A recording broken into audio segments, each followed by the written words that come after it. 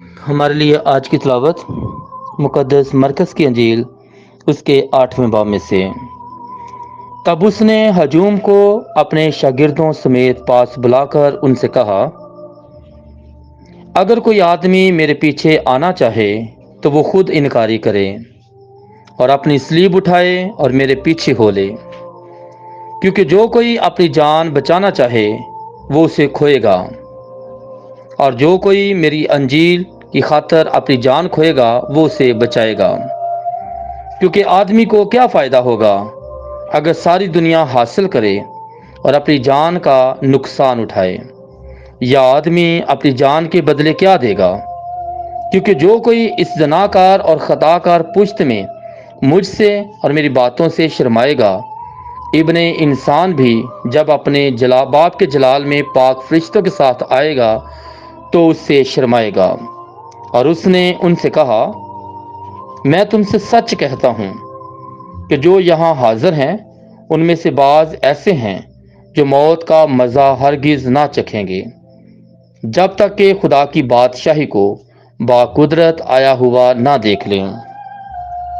اور 6 دن کے بعد یسوع نے پطرس اور یعقوب اور یوحنا کو ساتھ لیا اور انہیں ایک اونچے پہاڑ پر علیحدگی میں لے گیا، اور ان کے سامنے اس کی صورت بدل گئی۔ پاک کلام کے پڑھے اور سنے جانے پر خداوند کی برکت ہو۔ خدا کا شکر ہو۔ مسیح خداوند میں میرے عزیز بھائیوں اور بہنوں، آج ہم سال کے دوران چھٹا ہفتہ جمعہ کی پاک لتوریہ میں شامل ہیں۔ آج کے دور میں ایک مسیحی کہلانا بڑی جرت اور دلیری کا کام ہے۔ کچھ لوگ خدا کے وجود کے منکر ہیں اور ہر کامیابی اور ترقی کو اپنی اعلیٰ کارکردگی سمجھتے ہیں۔ دکھاوا، گھمنڈ، غرور ان کی باتوں سے، ان کے کاموں سے عیاں ہے۔ خدا سے یہ دوری کی علامت ہے۔ اور آج کی پہلی تلاوت میں بابل کے برج کا ذکر ہے، اور بابل کا برج توریت کے موضوعات میں عالمی شہرت کا حامل ہے۔ لوگوں نے برج بنانا چاہا، اس کی چوٹی کو آسمان تک پہنچانا چاہا اور خدا کی برابری کرنی چاہی۔ خدا نے ان کے غرور اور ارادوں کو ناکام بنا دیا۔ انجیل مقدس میں یسوع اپنے شاگردوں پر واضح کرتا ہے کہ اس کی پیروی کرنے والے کو غرور اور خود غرضی سے آزاد ہونا چاہیے، نیک زندگی گزارنی چاہیے، فضل کی زندگی میں رہنا چاہیے، حلیمی اور فرمانبرداری کے ساتھ یسوع کی پیروی کرنا چاہیے۔ جو لوگ خدا کو بھول کر یسوع کے نمونہ کو رد کرتے ہیں وہ دراصل اپنے آپ پر بھروسہ رکھتے ہیں۔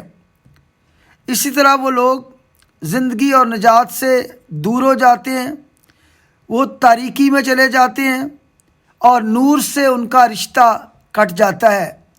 انسان کچھ بھی کر لے، جتنی چاہے دولت، طاقت اور شہرت حاصل کر لے، بالآخر اس کا انجام ہلاکت ہے۔ یسوع اپنے شاگردوں سے فرماتے ہیں کہ جب دنیا کے سامنے میرا اقرار کرے گا، میں بھی آسمانی باپ اور اس کے فرشتوں کے سامنے اس کا اقرار کروں گا، اور جو اس دنیا میں میرا نام لینے سے شرمائے یا گھبرائے گا، ابن انسان بھی جب اپنے باپ کے جلال میں آئے گا تو وہ اس سے شرمائے گا۔ اس کا مطلب یہ ہوا کہ انسان اپنے خیالات، منصوبہ جات، ارادوں اور خواہشات کی تکمیل کی بجائے خدا کی رضا میں زندگی گزارے، خدا کی رضا کے مطابق زندگی میں آگے بڑھے۔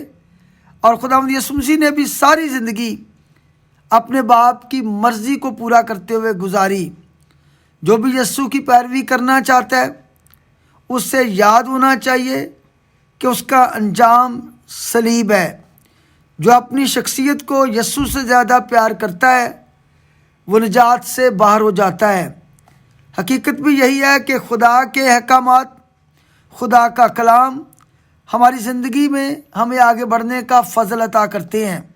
ہم جتنا زیادہ خدا کے قریب ہوتے ہیں ہم نور میں اور زندگی میں رہتے ہیں، اور اگر ہم خدا سے دور ہوتے ہیں تو ہم موت کے قریب آ جاتے ہیں۔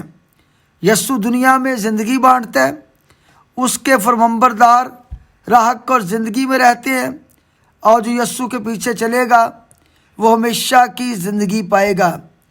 یاد رہے کہ یسوع نے خدمت اور محبت کا راستہ اپنایا۔ یہی راستہ نور کی کہکشاں کی جانب جاتا ہے، اور یہی راستہ ہمیں خدا سے ملاتا ہے۔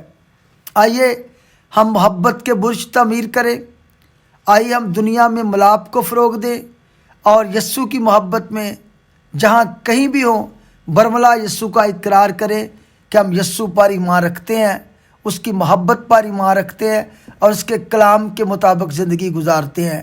خدا ہم سبوں کو برکت دے اور فضل کی زندگی گزارنے کی توفیق عطا فرمائے، آمین۔